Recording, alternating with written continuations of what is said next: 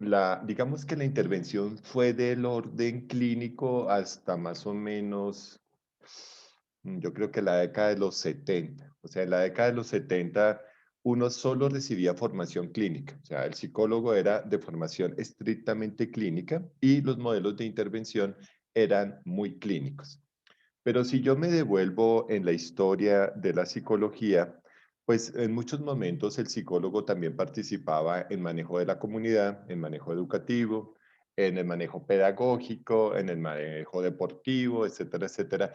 Y a partir de esas líneas, cuando va a pasar algo chistoso, cuando en el 90 más o menos, sí, más o menos en el 90, la psicología dejó de ser área de la salud para convertirse en ciencias humanas, pues obviamente el psicólogo perdió mucho el rumbo de la clínica y se enfrentó a otros campos que los veía más fáciles, ¿no? Entonces todo el mundo quería, por ejemplo, quería entrar a Ecopetrol porque es que allá los organizacionales ganaban mucho dinero y entonces quería ser orientador en un colegio. Y entonces el haber perdido como esa condición de salud de la Secretaría de Salud y haberse convertido en un profesional como de muchas ramas, pues hizo que la intervención se perdiera muchísimo.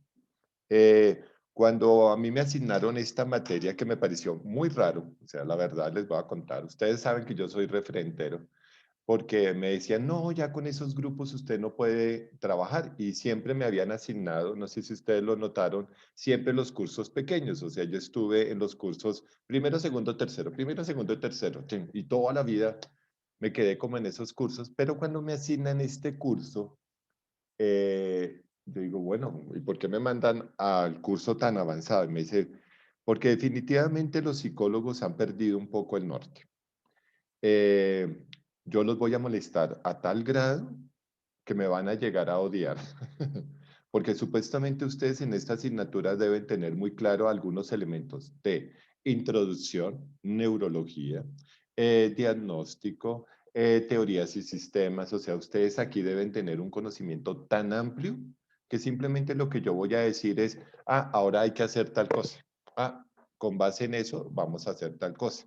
Entonces sí requiero que ustedes y yo muy bien, muy respetuosamente los voy a tratar de devolver algunas cosas puntuales, pero cuando yo fui jefe del área clínica, pues yo estaba en hospital, o sea, yo pertenecía a San Juan de Dios, al cancerológico, al materno infantil, a la misericordia. Entonces, enseñar intervención era, me asignaban un caso, me llegaba a las 6 de la mañana la remisión, entonces me decía la unidad de quemados, paciente con quemaduras del 70%, eh, por favor hablar con la familia para elaboración del duelo.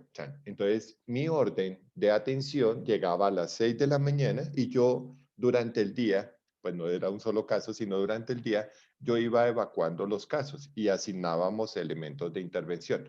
O, por ejemplo, tenía 2 de la tarde clínica de dolor.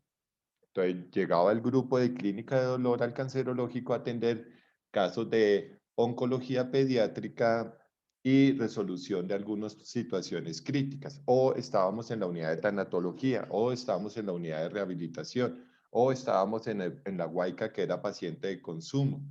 Entonces, sí ven que enseñar un poco la clínica era más fácil por una razón, porque nosotros éramos un equipo interinstitucional intrahospitalario, y ahí viene el término intervención intrahospitalario, que se dedicaba a atención de pacientes.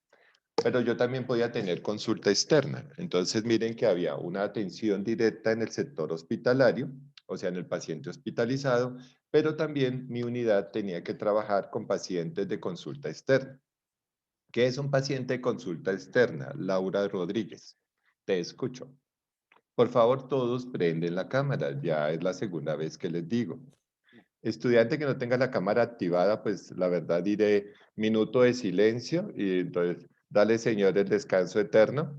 Brille para ella la luz perfecta. Entonces, Laurita, ¿qué es consulta externa? Laura Rodríguez.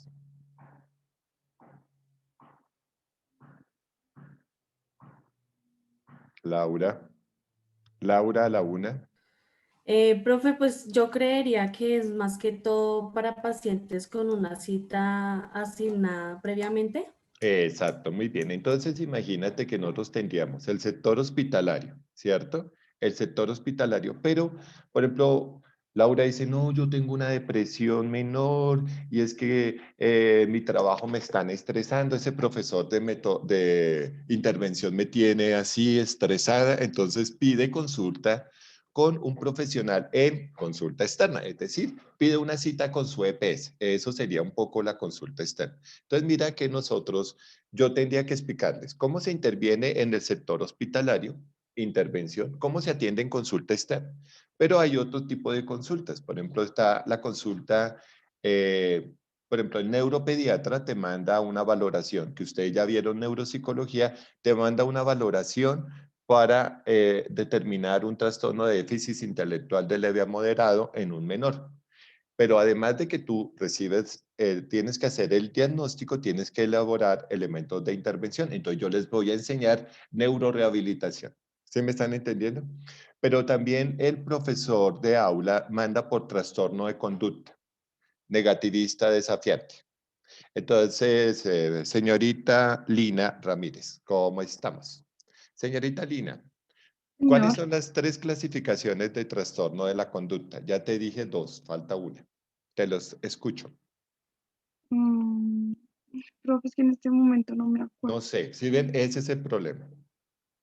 Si tú estás en el área de intervención, no me puedes decir es que no me acuerdo. Son tres trastornos de conducta. Preguntémosle a Sonia. Bueno, ahorita tampoco me acuerdo, profesor. Sí, profe, tampoco me acuerdo, Mm, la verdad. ya empezamos con el pie semi-izquierdo, pseudo-izquierdo. A ver, preguntémosle a la señorita Laura Forero, que no está en cámara y le he dicho que se coloque en cámara. Laura Forero. ¿Esa niña existe acá?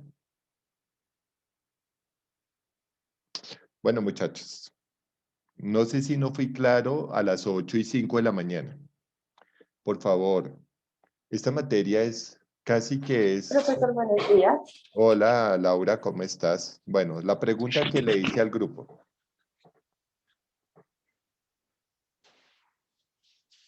Laura,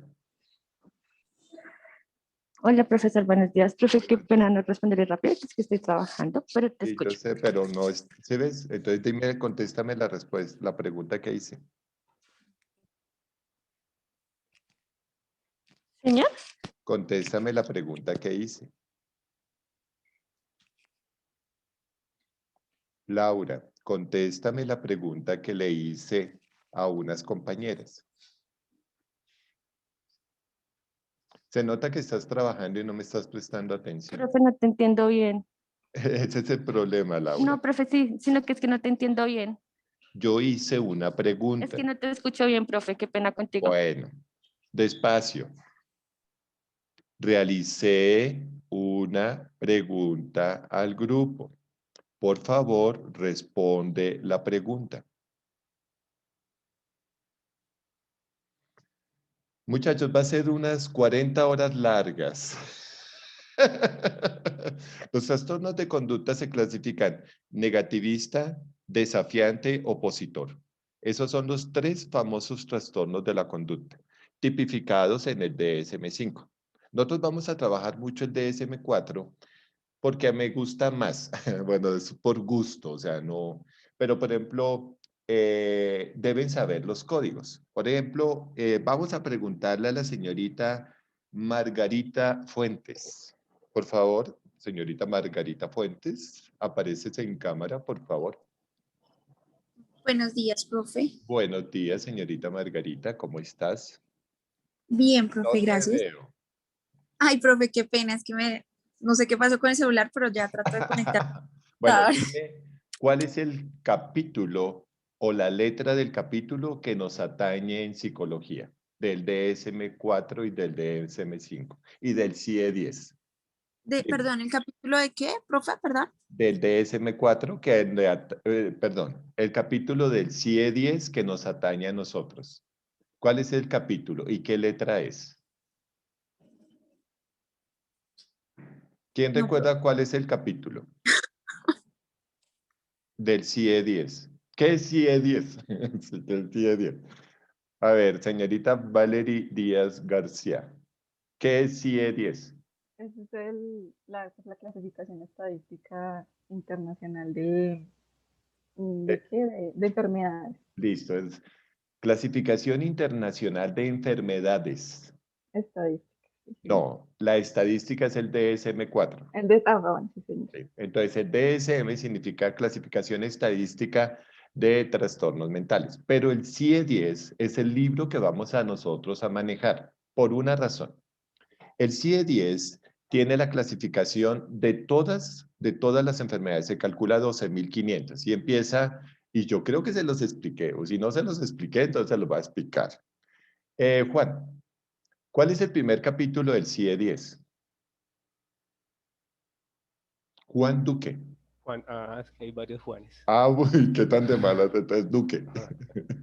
El ¿Cuál es el primer, primer capítulo del CIE-10? el primer capítulo del CIE-10 de las enfermedades infecciosas. Muy bien, está revisando el celular. Sí, fue No, pico. no. Entonces, el primer capítulo es el A, B, que es enfermedades infecciosas. C, D, tumorales, y así cada uno. Listo, eso lo voy a volver a explicar porque ustedes lo deben tener aquí de claro. El capítulo 5 del CIE-10 es el que nos atañe, bueno, les atañe a los psicólogos. Como yo pertenezco a otras líneas de trabajo, me atañen otros. El capítulo G, que es el capítulo de neurología, el capítulo H, etc. Pero es el capítulo 5 del CIE-10. ¿Qué letra se coloca en todo trastorno mental? Señorita Sara Niño. Profe, no recuerdo muy ¿Sí bien. ven? Gravísimo. ¿Sí ves? Ustedes ya están en intervención. Yo les puedo decir F15. Entonces, la letra F son los de trastornos mentales. La letra F, capítulo 5. Entonces, todos los códigos empiezan con letra F. Ahora sí me están entendiendo, muchachos, que ustedes deberían tener ya un conocimiento tan amplio que yo dijera, listo, vamos a atender un capítulo, nos llega paciente con F23, vamos a hacer tal diagnóstico, tal intervención. Eso es lo que yo quiero que ustedes se den cuenta. O sea, la intervención ya requiere que ustedes sepan muchísimas cosas. Llevan estudiando 3 años y medio. Entonces, no sé, no, perdón. 2 años, más o menos, 2 años. Entonces deben saber ya muchísimas cosas. Han visto psicopatología, han visto toda la parte neurológica, han visto muchas teorías y sistemas. Entonces, por favor, queda claro que nosotros vamos a tener que repasar muchísimas cosas. Yo no puedo decirles, listo, vamos a aplicar una terapia racional emotiva en paciente con psicosis. No, eso no me sirve, porque la psicosis, a ver, preguntémosle a Karen Contreras, solo por molestar. Karen Contreras, por favor, presentarse a administración. Buenos días, profe. Hola Karen, ¿cómo estás? Por favor, y te presentas, que es que no me acuerdo de tu carita. Bueno, no me acuerdo ni de los nombres. Entonces ustedes Profe, ya es que no saben. tengo bien la cámara. ¿Me Grave. pueden ¿Sí esperar un ves? momento y prendo el computador? No sé, imagínate. ¿Qué tal tú decirle a un paciente, ay, espéreme 10 minutos mientras que me peino? Grave. Entonces preguntémosle, bueno, Karen, sigamos con la pregunta. Dime las 2 características principales para diagnosticar una esquizofrenia. ¿Alucinaciones? No. Em, Mm. ¿No sabes, Karen? no, señor. Oh, minuto, otro.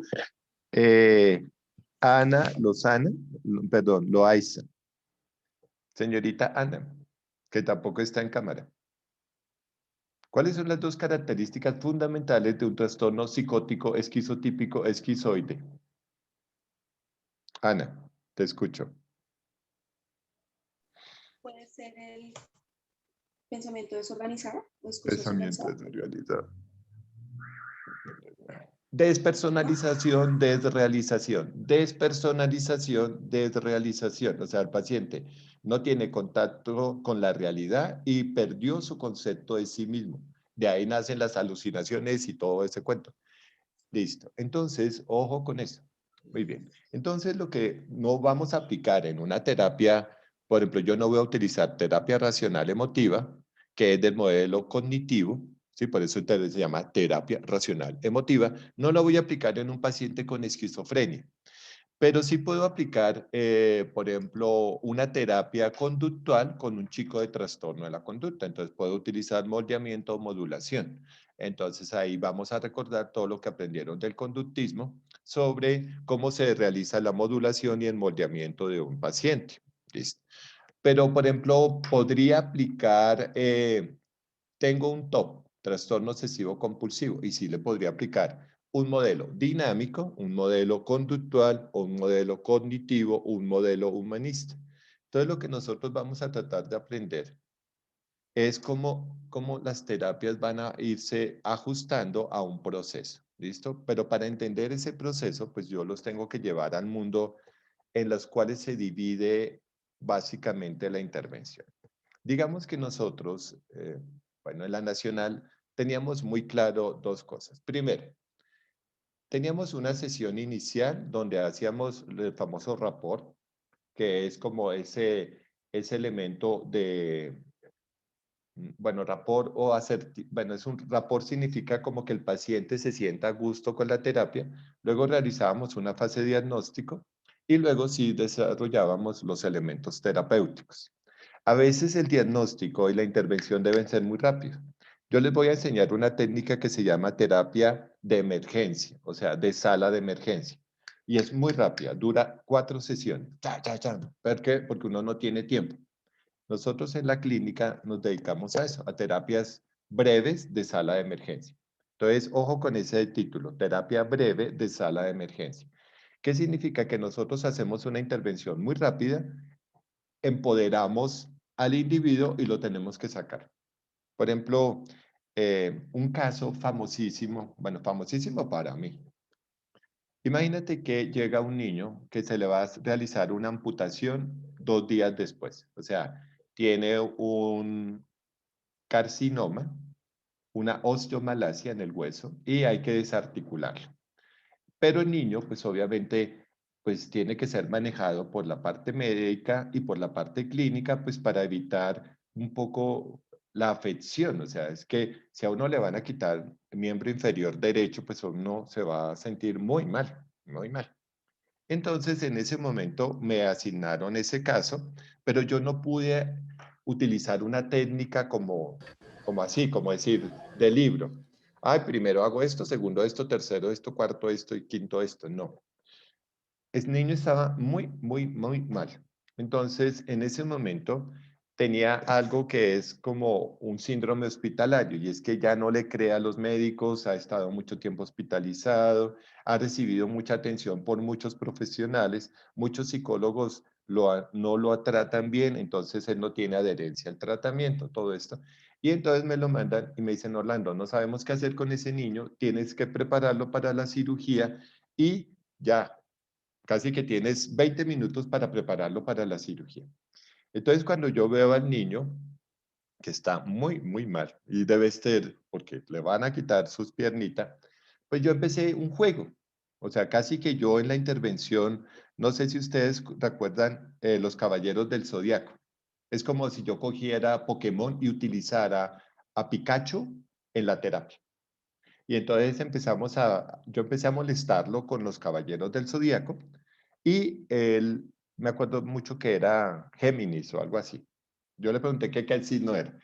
Y yo empecé a crearle mentalmente la idea de que él tenía una armadura como los Caballeros del Zodíaco y que iba a ser fuerte y que iba a resistir y se puso a llorar y yo le decía, pero mira, si es normal llorar, tan, tan. Cuando terminamos la consulta, que fue, me quité hasta la bata porque no, el niño no podía entender más médicos, más, entonces yo me quito la bata, entro como así de particular. Llego preguntando al médico, curioso, o sea, yo llego preguntando al médico y le digo, ¿tú sabes dónde está el médico? Entonces él me dice, no, y yo, uy, ese médico siempre llega tarde, y empiezo a molestarlo, hasta que al final él como que acepta un poco la cirugía. El problema de esos entrenamientos es que uno solo los puede hacer in situ, en el lugar. O sea, yo no les puedo enseñar a ustedes virtualmente eso. ¿Sí me comprenden, muchachos? Eso es tan difícil. Eso, odio esto por eso. Porque los tuviera de frente, por lo menos les digo, mire cuál es la actitud, mire el porte, Laura está trabajando, entonces me dice, ay, yo quiero terminar mi carrera, pero está trabajando.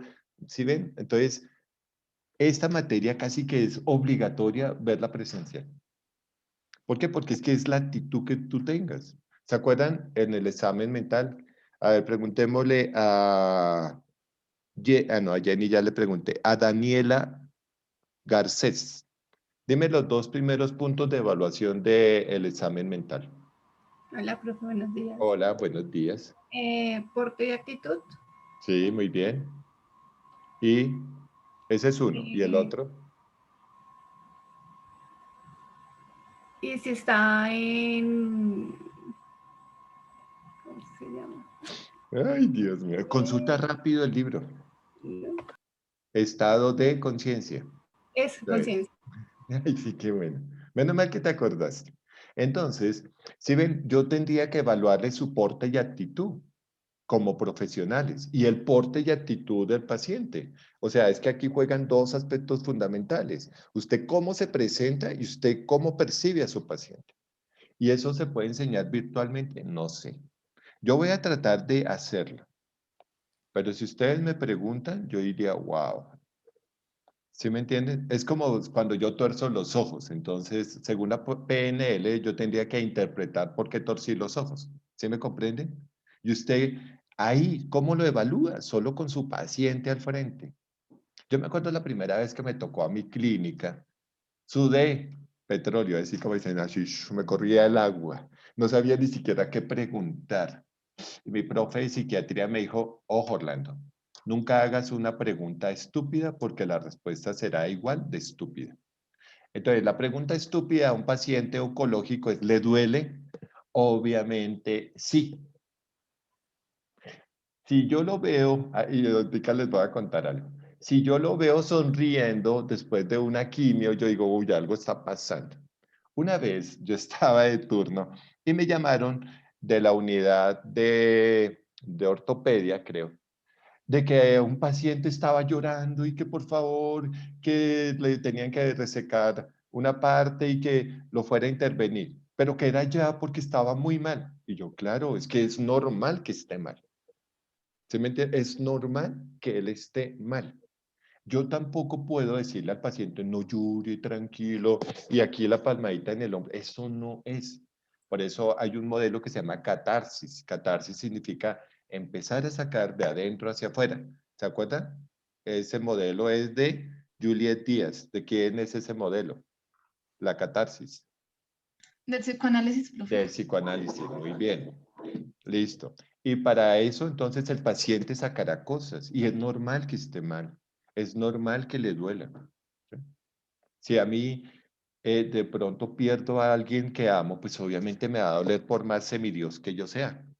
¿Comprenden eso? O sea, una cosa es que ustedes estén en formación y otra cosa es lo humano. Y lo humano es muy importante. Por eso hay momentos donde me molestan los psicólogos, los odio, y yo siempre se los he dicho, me molestan. Porque ellos piensan que la formación es para hacer, ay, no sentir y no sufrir. No, mentira. Si un psicólogo a mí me dice que lo dejaron y lo golpearon y no sufrió, entonces ese man sí está loquito. Si ese man necesita espiportil y mandarlo a la unidad de hospitalización psiquiátrica, porque es que por más de formación que uno tenga, por más formación, no puede olvidar su condición humana. ¿Listo? No puede olvidar que uno se puede enojar y que usted se puede poner bravo y que usted se puede poner a llorar y que usted de pronto no quiere ir a trabajar porque sufrió de depresión. Pues eso es normal, porque es la condición humana. ¿Comprenden? Entonces, mucha gente piensa que el psicólogo tiene las herramientas suficientes para dejar de ser sensible. Y eso es lo que yo no acepto. Mira, estuve en Chocó, ay, por eso les mandé la foto, ¿sí? Y lo dije casi irónicamente. Muchos compañeros míos me dicen, no, yo soy excelente terapeuta. No, y es que yo pertenezco al ministerio, ¿no? En el cómodo sillón de un consultorio, mucha gente es buena. No sé si me entienden. Mucha gente es buena. Pero vieron la casa donde yo trabajo. Vieron la fundación, que ni siquiera tiene acueducto.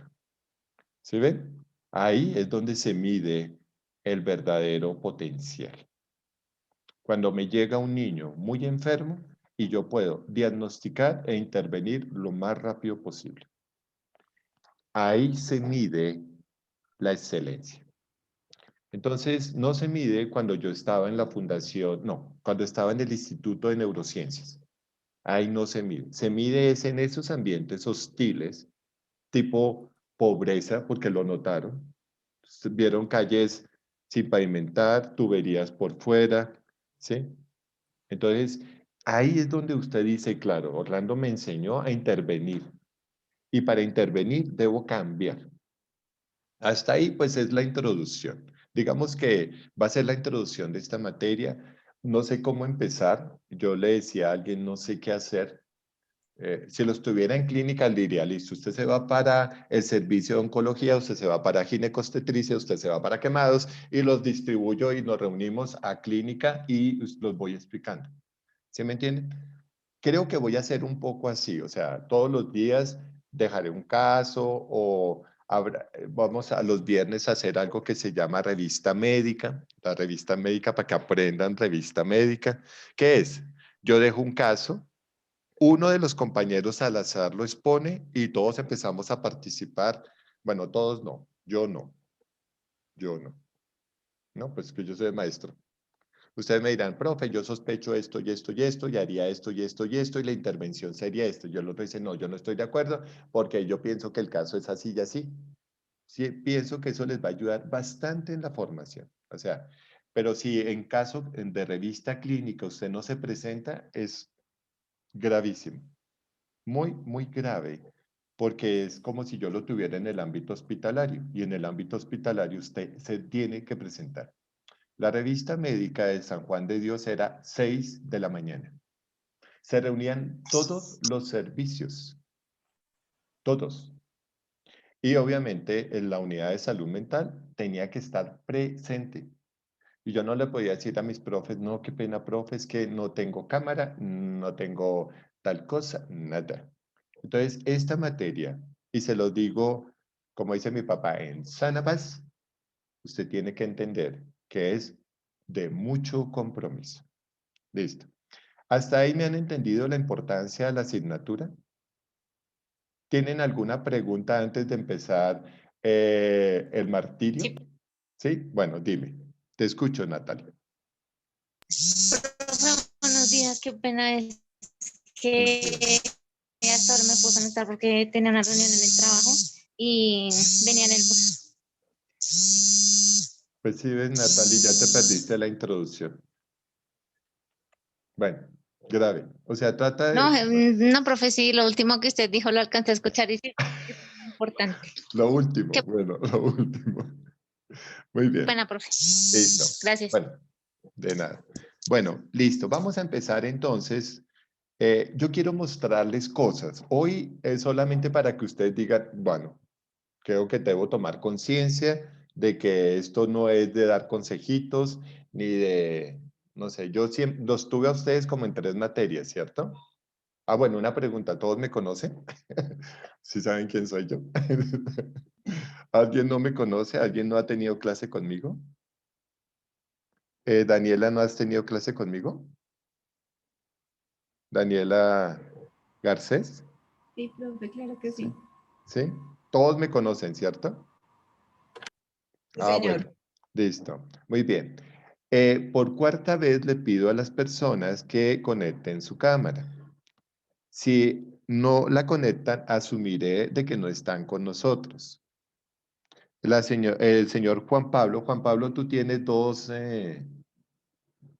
aquí hay un Juan Pablo, Juan Pablo Duque, tú No, ese tienes es otro. dos. No, no, no, él es otro Juan Pablo. Ah, bueno, el otro Juan Pablo, por favor, presentarse. Karen Contreras, Ana Loaiza, Paola Guerrero, los quiero en cámara antes de empezar. Voy a tomarle la foto. Así me toca así porque si no, ¿qué voy a hacer? ¿Listo?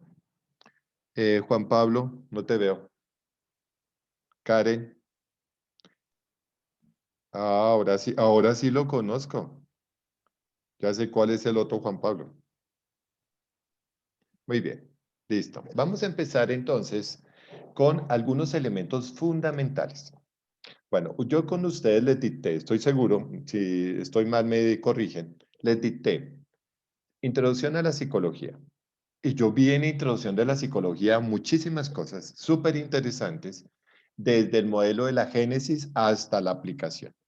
Luego vi con ustedes procesos psicobiológicos básicos. Entonces, definitivamente ustedes deben saber perfectamente evaluación de atención, memoria, notcias, praxias, leccias. Mejor dicho, estos lo deben tener al dedillo. Y por último, vieron conmigo una querida materia que se llamó neurofisiología. ¿Listo? La neurofisiología de mi querido profesor Bustamante, pues me imagino que todo la tiene. Pero yo voy a utilizar este libro yo no sé si se los pedí a ustedes. Este libro, sacaron ya este libro ya está en el mercado y lo tiene una compañera de segundo semestre. Una editorial lo volvió y lo publicó, igualito a este. Este libro de psicopatología clínica nos va a servir demasiado. Vale 40,000 pesos. Si alguien está interesado, entre comillas, todos, le hablamos a la compañera, no, es un libro que vale 40,000 pesos, muy barato. Y aquí está absolutamente todo lo de psicopatología, todo. Y este libro lo voy a utilizar muchísimo en la clínica, es decir, pues por eso se llama psicopatología clínica. Entonces me va a ayudar mucho en los modelos de intervención. Entonces yo le voy a decir a la compañera que nos mande el link para que ustedes puedan adquirir el libro. ¿A cómo? A 40,000. Entonces, para que lo tengan, pues, este es mi mejor libro de psicopatología, es mi mejor libro. Yo les voy a ir mostrando libros que nos van a ayudar muchísimo, pero pues por ahora vuelven a recobrar su Bustamante, o sea, vuelven a tener Bustamante, porque yo lo voy a decir de vez en cuando, y este que se los vamos a pedir, la niña ya los tiene, ya se los entregó la editorial. Entonces, es solamente ponernos de acuerdo para la compra. ¿Listo? Muy bien, voy a utilizar el DSM-4 y el DMC-5 también, ¿sí? Voy a utilizar el libro de daño cerebral de Ostrowski, que creo que se los pidieron a ustedes. Voy a utilizar el libro de Luria, Nebraska. Voy a utilizar los libros de psicoanálisis. Los voy a poner a leer Malestar en la cultura de Sigmund Freud. Mejor dicho, los voy a poner como duros en el modelo de intervención de cualquier escuela. Vamos a leer Víctor Frank por el modelo humanista, la logoterapia. Vamos a ver a Carl Rogers, terapia centrada en el cliente. Vamos a ver todo lo de Maslow y Masniff, las necesidades y la pirámide de Masniff y la aplicación en terapia. Vamos a estudiar a Bandura. A ver, ¿quién me descresta? ¿Cuál es la teoría de Bandura?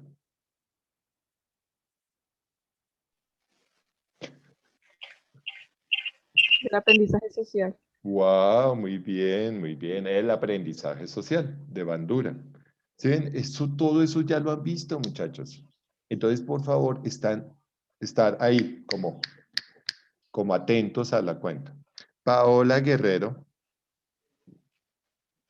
Estoy activando la cámara. Pero te he dicho 5 veces que actives la cámara, Paola.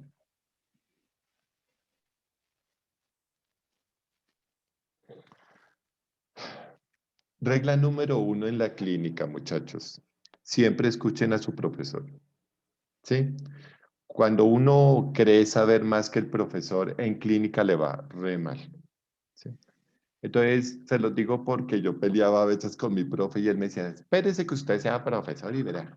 Entonces, es como cuando uno es papá. Entonces, uno de chino se burla de la autoridad, pero ya cuando le toca, entonces ya ahí lo piensa. Entonces, digamos, no quiero repetir las cosas. ¿Estamos de acuerdo? ¿Todos entendieron el mensaje? Todavía están a tiempo de cancelar esta materia. Va a ser muy complicado la evaluación. ¿Se me entiende? Porque la evaluación de modelos de intervención será, bueno, listo, ahí está tu paciente, interviene, ¿sí o no? Casi que eso sería la forma de evaluar.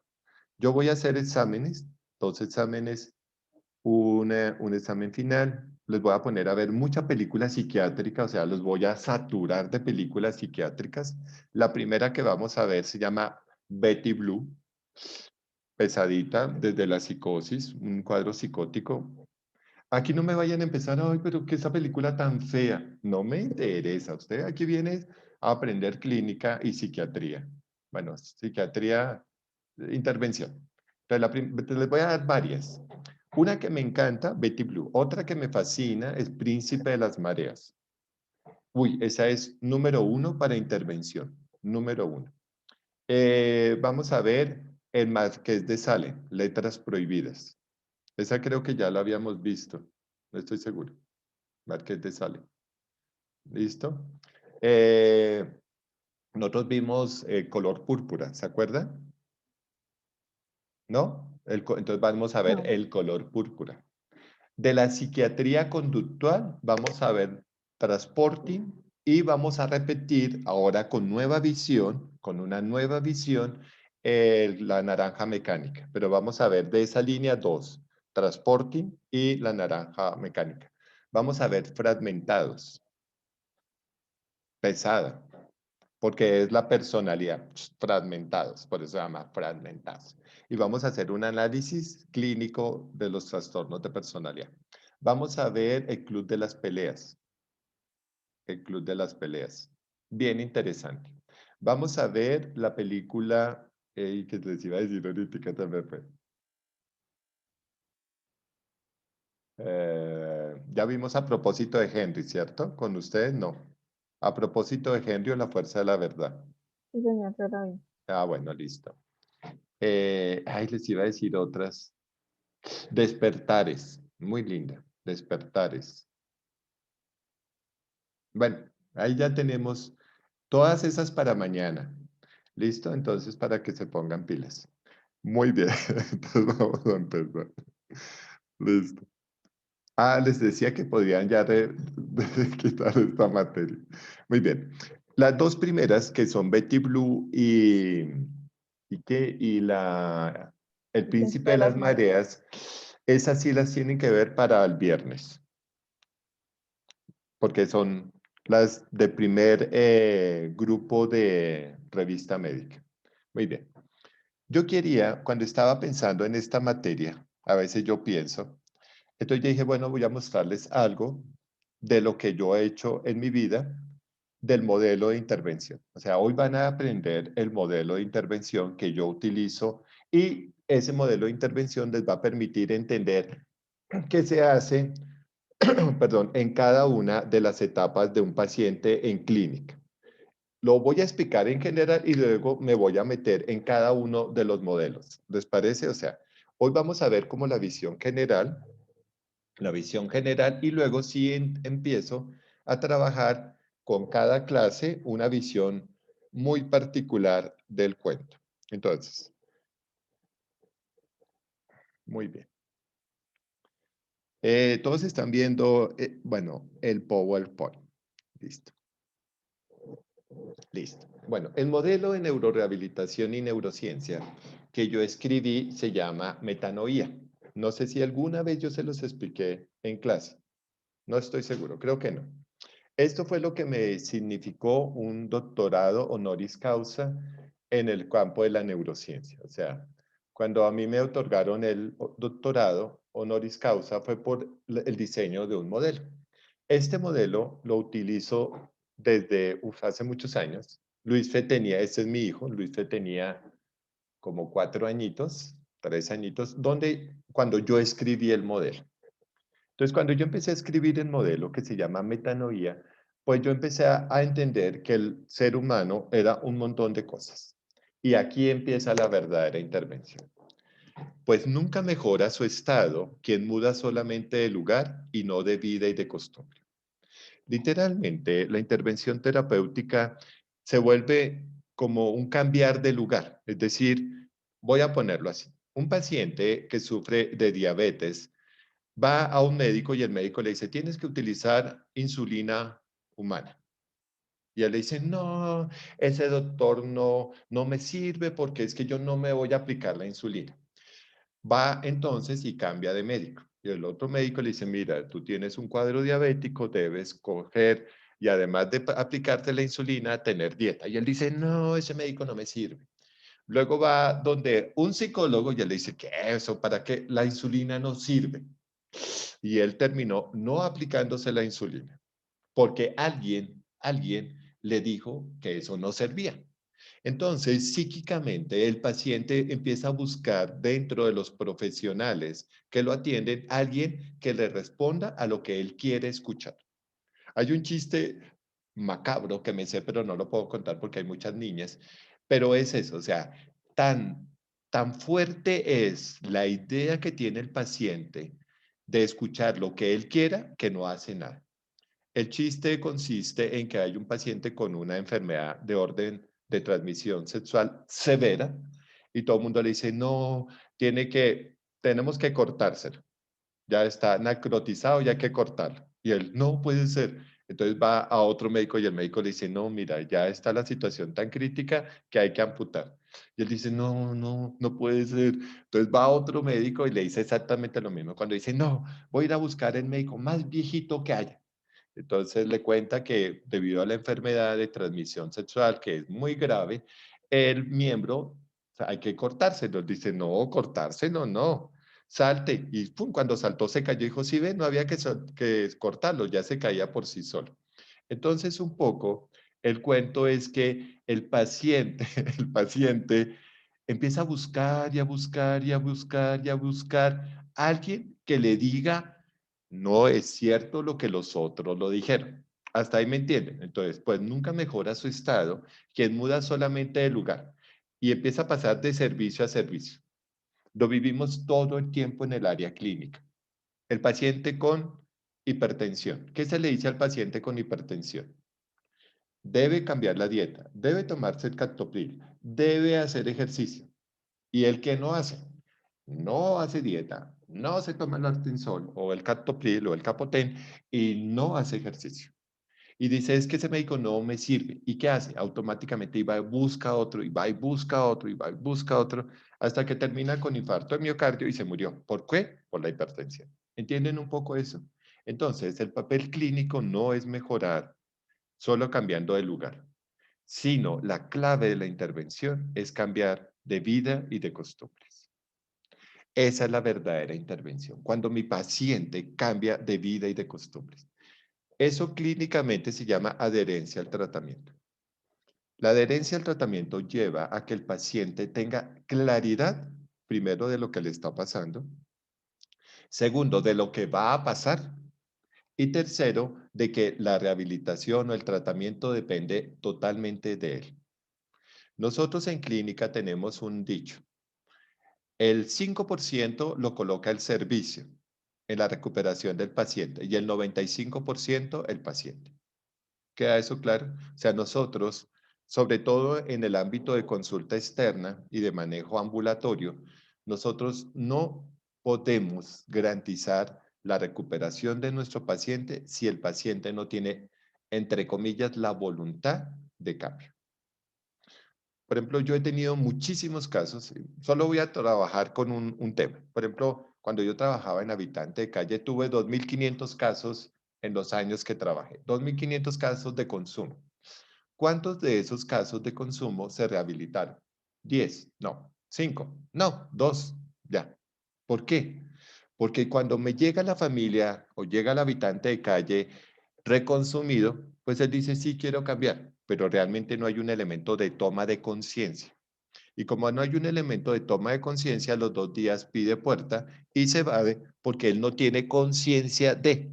Por eso yo preguntaba cuáles son los 2 elementos del manejo del examen mental, que es primero porte y actitud y estado de conciencia. Solo hasta que mi paciente tome conciencia, mi paciente mejorará. Si mi paciente no toma conciencia, nunca mejorará. Entonces yo puedo ser muy bueno en la parte de intervención, ser la crème de la crème, el nos plus ultra. Pero si mi paciente no entendió que debe cambiar de vida y de costumbres, nunca mejorará. Entonces, el primer elemento obligatorio en la intervención es que, primero, tenga un estado de conciencia, alerta y en vigilia, y segundo, que sepa que lo que va a pasar es cambiar de vida y de costumbres. No es más. Listo. Muchísimas gracias por haber estado en la clase de intervención. Ya, aprendieron. Entonces, ¿qué vamos a hacer? Cambiar de vida y de costumbre. Pero tenemos un serio problema. Hasta ahí parece fácil. Y se los voy a decir en latín. Anemus nutare non colo. Lo dijo Séneca. Séneca, 370 años antes de Cristo. ¡Wow! Séneca. Mi gran maestro. Bueno, ahorita todos dicen, pero tú eres más socrático. Pero Séneca me enseñó que definitivamente la intervención es muy compleja. Si Séneca lo escribió 370 años antes de Cristo, entonces lleva 2390 años haciéndose intervención. ¿Sí me están entendiendo? Claro. Y vamos a pasar por modelos socráticos, aristotélicos, pitagóricos, luego entraremos al famoso mundo del oscurantismo, a la demonología y cómo se intervenía en la demonología, y luego vamos a entrar al renacimiento, etcétera, al modernismo, a lo posmoderno, a lo contemporáneo. Pero mira que si aplicáramos el concepto senecano, de Séneca, senecano, pues realmente realizaríamos cambios fundamentales en las cosas. Mira que cuando hablamos de la vida y de las costumbres, yo tuve la oportunidad de dictar un módulo que se llamaba motivación y emoción, que fue un caos, para mí fue un caos, porque pues sí, yo no soy coaching, ni soy ben marketing, ni hago todo eso, pero traté de llevar a mis chicos entendiendo que la motivación y la emoción es un elemento que está ahí en lo básico, pero que no es lo fundamental. No es un elemento fundamental. El elemento fundamental es algo que vamos a ver ahorita. Preguntas hasta ahí. ¿Listo? Preguntas hasta ahí. ¿Tienen alguna pregunta con esta primera diapositiva? ¿No? ¿Todo quedó clarítico? Clarítico, clarítico. Muy bien. Listo. Pero ahí viene nuestro primer talanquera. La intervención nace de una trilogía. Hay una trilogía que yo la llamé la trilogía cerebral, entre madre, padre e hijo. Pero recuerden que no es solamente, aquí es un elemento biológico. Pero la verdad es que estos cerebros de los adultos, un segundito voy a traer. Digamos que estos cerebros que están acá, obviamente transmitirán mucha información a este bebé, pero no solamente la información biológica. Vamos a ver que yo sí creo que les expliqué parte del modelo.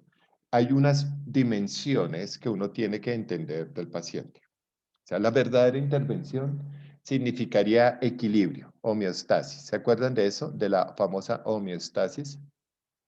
Bueno, es que escribir con esto es difícil. Homeostasis. Bueno, esa homeostasis significa equilibrio. El verdadero elemento es el equilibrio. O sea, que yo tenga como dos fuerzas equilibradas. ¿Qué hace la enfermedad? A ver si me entienden. ¿Qué hace la enfermedad? Rompe el equilibrio. Ya sea una enfermedad mental, social, cultural, valorada, no sé. Rompe el equilibrio. La enfermedad rompe este equilibrio. ¿Qué haría el profesional del área de intervención? Si yo rompo este equilibrio, él volverá a un nuevo equilibrio. Un nuevo equilibrio. Entonces van a aprender algo tontísimo. ¿Qué sería la verdadera intervención? Retornar al equilibrio.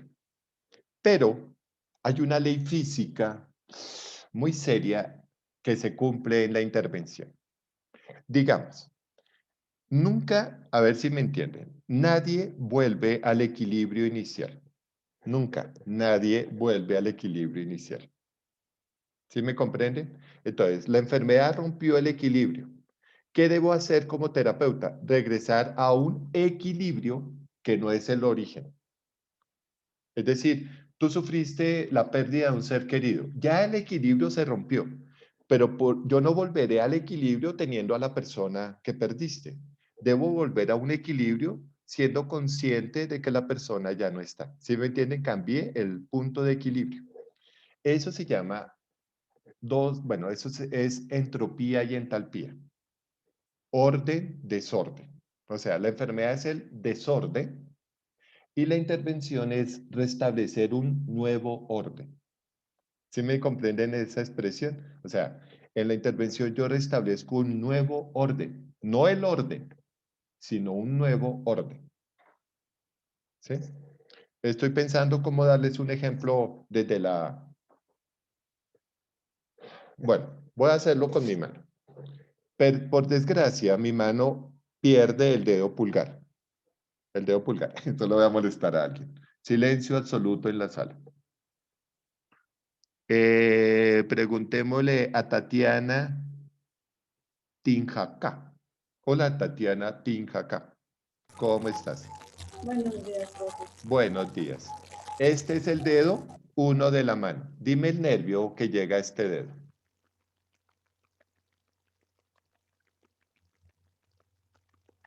No lo sé, profe. Dime. No lo sé, profe. No te escucho.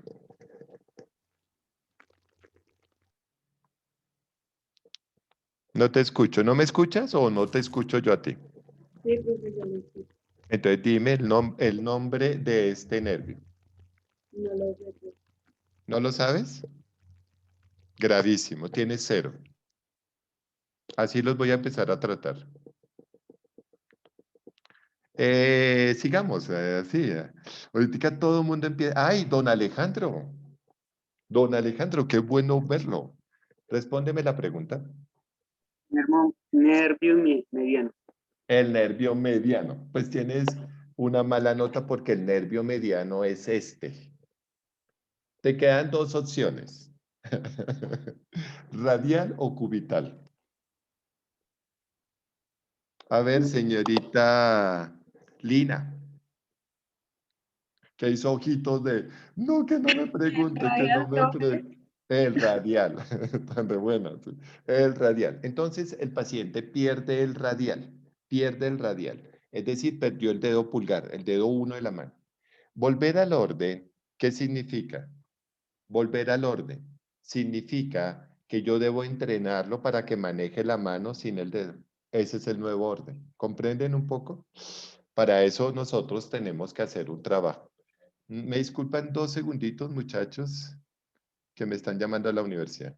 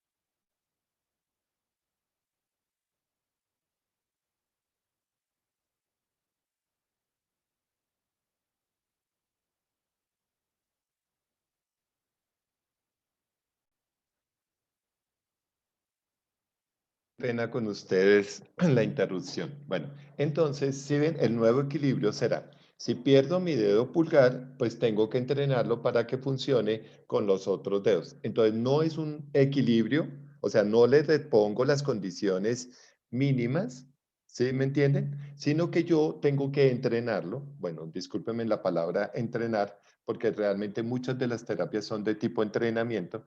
Entonces, tengo que entrenarlo a manejar la mano sin el dedo pulgar. O, por ejemplo, se le hace un trasplante del dedo pulgar del pie a la mano, entonces tengo que enseñarlo a manejar ese dedo pulgar en la mano. ¿Comprenden? Entonces, nunca retornamos al equilibrio inicial.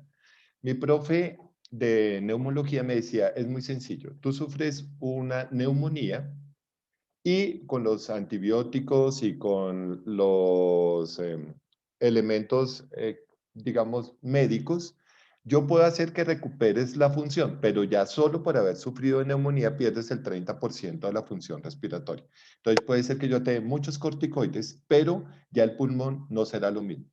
Por ejemplo, ¿sí me comprenden eso? O sea, por más de que yo trate de trabajar en el equilibrio, el paciente nunca retornará al equilibrio inicial, siempre retornará a un nuevo equilibrio. Y eso pasará con todo. Cuando me echan del trabajo, cuando tengo una depresión, cuando tengo un TOC, todo. Entonces yo puedo intervenir, pero nadie regresa al equilibrio inicial. Esa es la regla fundamental. Pero nosotros somos conscientes de que aunque no se logre el equilibrio, pues nosotros tenemos que trabajar en función de la recuperación. Entonces, nos vamos a dar cuenta y llegará un momento en que yo insistiré mucho en esta trilogía cerebral. ¿Por qué? Porque el paciente literalmente tiene una carga de todo. Tiene una carga biológica, tiene una carga social, etcétera, etcétera, que nosotros tenemos que comprender. Uno de los elementos interesantes es cuando yo esté en la clínica de enfermedades somáticas o somatomorfas. Preguntémosle a Estefanía Peña, ¿qué significa soma? Cuerpo. Cuerpo. Y una enfermedad somatomorfa. La respiración. No. ¿Qué significa enfermedad somatomorfa? Me voy a divertir harto, wow. Yo que pensé que iba a ser aburridora esta clase.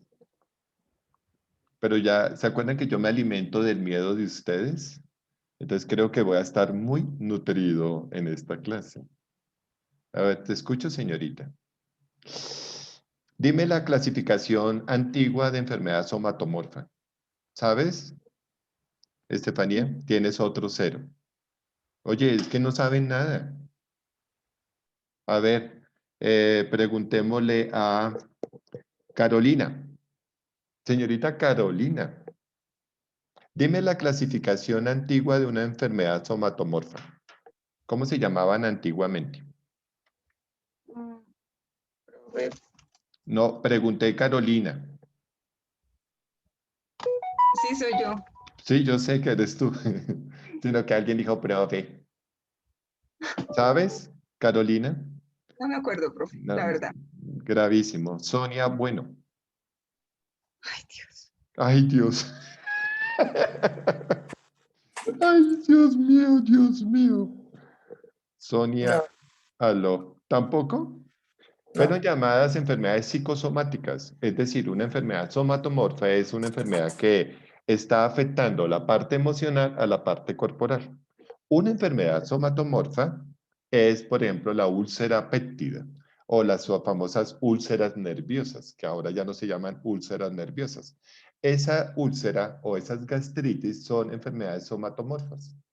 ¿Por qué? Porque mi estado de ánimo es lo que van a sufrir todos de aquí en adelante. Gastritis es que su parte mental se va a ver afectada y eso automáticamente afecta la parte del cuerpo. Entonces hay una relación entre psique y soma. ¿Se acuerdan? Profe, Solo dime. perdón. Entonces eso quiere decir que es una enfermedad que uno como ser humano somatiza, ¿sí? Exacto, somatiza. Y de ahí nacieron las famosas enfermedades o síndromes orgánicos, que nosotros vamos a ver muchos síndromes orgánicos, que vienen como la representación de la psique y la soma. ¿Mm? Por ejemplo, Me dio risa. Bueno, lancémosela. Imagínate que yo tengo sudoración, palpitación, taquicardia, bradicardia, estoy taquipsíquico, todo eso. ¿Eso corresponde a qué síndrome orgánico? A ver, preguntémosle a la señorita, bueno, al señor Juan Pablo, al otro Juan Pablo, al otro Juan Pablo. A ver, otro Juan Pablo. ¿Cómo es la ¿Eso pregunta, profe? corresponde a qué? A una Eso, sintomatología de orden biológico, sí, ¿cómo se llama esa enfermedad? una taquicardia por ahí. No, ya dije, tiene sudoración, palpitación, taquicardia, está disnea, cuadro diarreico. ¿Ese pertenece a qué enfermedad orgánica? Que tiene mucho que ver con la parte mental. Una Empieza por neurosis. trastorno de angustia. Empieza por la palabra angustia. Ansiedad No, o ansiedad no es. Lo dije, angustia. Entonces se llama trastorno de angustia. ¿Sí ves? Entonces, cuando tiene esos 13 síntomas, se llama de trastorno de angustia. Mientras que la ansiedad es un temor irracional de orden psíquico. Mientras que, por ejemplo, no sé si ustedes vieron panic attack, ataque de pánico. Eso es un ataque de pánico.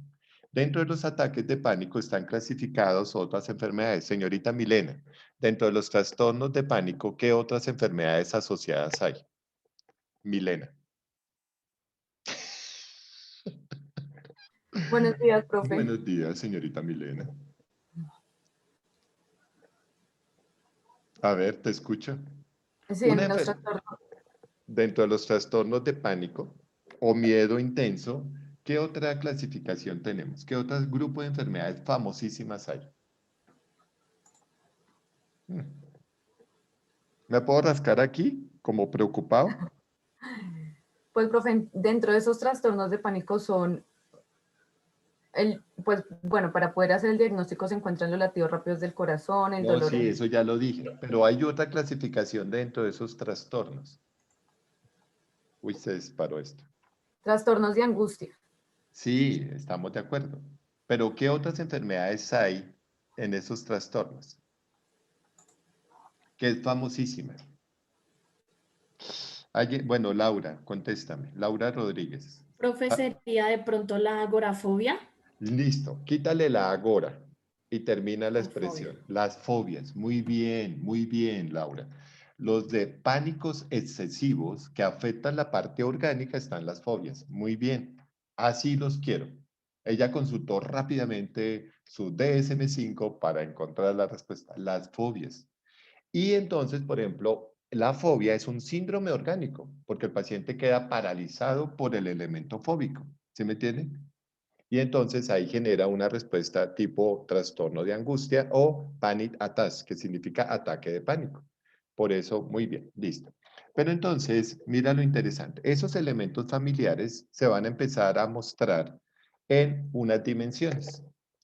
Entonces, nuestro paciente tiene unas dimensiones. Tiene un elemento biológico, y yo lo voy a repasar con ustedes, lo voy a repasar, un elemento biológico, entonces tenemos todas las enfermedades del CIE-10 y voy a hablarlas así como para que ustedes tengan claridad con todo eso. Luego vienen unas enfermedades psicológicas, o bueno, unos cuadros psicológicos, que son el capítulo F, que son cuadros de ansiedad, trastornos del ánimo, cuadros afectivos, todos esos que ustedes ya se saben de memoria. Luego vienen unos elementos sociales que son muy interesantes. Dentro de eso, por eso hay intervención de orden social o de grupos de autoayuda social, que lo vamos a ver, grupos de AA, autoayuda. Por eso se llamaron alcohólicos anónimos, porque son de AA. Entonces, cuando yo les enseñé la teoría de intervención AA, ustedes dicen grupos de autoayuda. Y los grupos de autoayuda no solamente están en patologías orgánicas, como son los consumos, sino en patologías sociales, como la se me olvidó. Ludopatía, la piromanía, la cleptomanía, que son trastornos. A ver, ¿quién recuerda esas tres patologías? Bueno, las voy a decir las 4. Son cleptomanía, ludopatía, tricotilomanía y cleptomanía pertenecen a qué grupo de enfermedades? Preguntémosle a la señorita, aquí alguien que esté en silencio. Joana Ramírez, nunca te he preguntado, ¿cierto, Joana? No, profe. Entonces contéstame. Esas 4 enfermedades, las repito, ludopatía, cleptomanía, piromanía y tricotilomanía, ¿pertenecen a qué trastornos generales?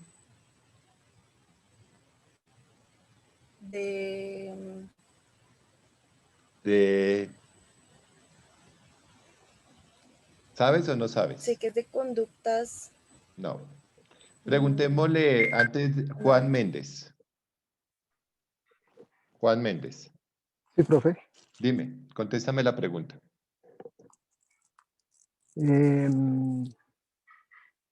¿Adicciones? No. Daniela Garcés, levantaste la mano. Te escucho. Profe, el control de los impulsos. Muy bien, wow. Mis respetos. Muy bien, Daniela. Trastornos del impulso. Otra compañera levantó la mano. Ana Loaiza. Dime qué significa tricotilomanía. No es justo, levante la mano para la otra. Ay, Dios. ¿Quién recuerda? A ver, señorita. No, pues es